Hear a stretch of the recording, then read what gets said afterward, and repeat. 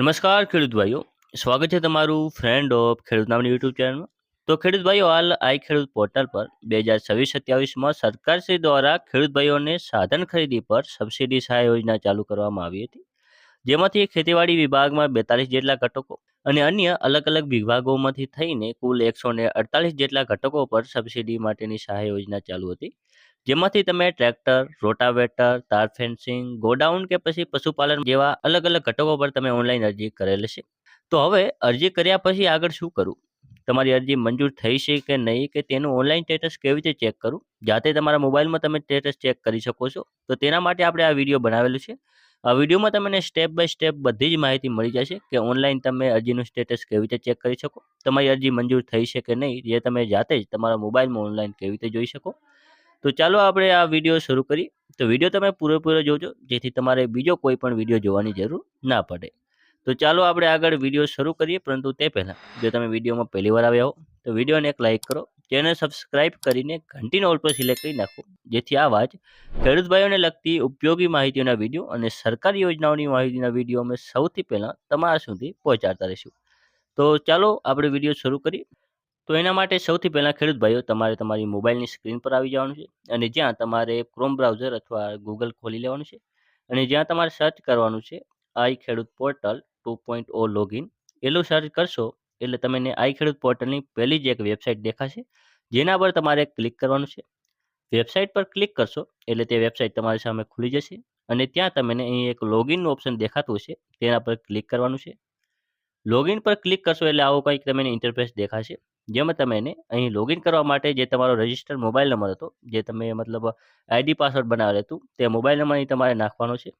જે તમે mobile number અહીં નાખશો ત્યારબાદ જો તમને પાસવર્ડ યાદ હોય તો તે તમારે પાસવર્ડ આ ખાનામાં દાખલ કરવાનો છે અને પાસવર્ડ નાખ્યા પછી અહીં જે કેપ્ચર કોડ છે તે કેપ્ચર કોડ નાખીને અહીં તમે લોગિન કરી શકો છો.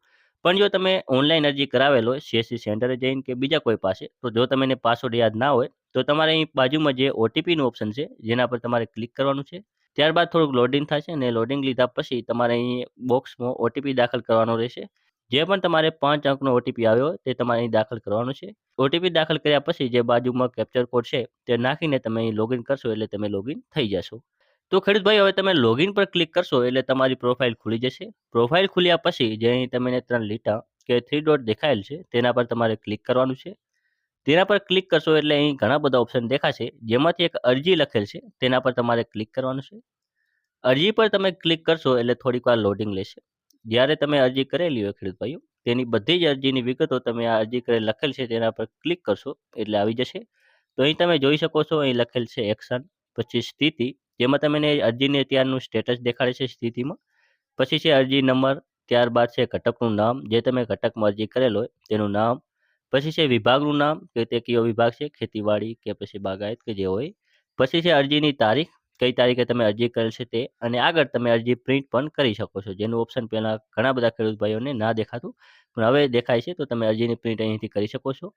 તો હવે આપણે જોઈએ કે અરજીની સ્થિતિની વાત કરીએ તો અહીં આપણે લખેલ છે સબમિટેડ, એટલે કે તમારી અરજી સબમિટ થઈ ગઈ છે. હજી તેના પર કોઈ એક્શન લેવામાં આવેલ નથી, એટલે કે ચકાસણી હજી કરવામાં આવેલ નથી, ખાલી તમારી અરજી સબમિટ થઈ ગઈ છે. હવે આગળ જતા ડ્રોમાં નામ આવી શકે છે કે આગળની જે કાર્યવાહી છે જે હજી થઈ નથી પણ હવે થશે. અરજી મતલબ તમારી સબમિટ થઈ ગઈ છે.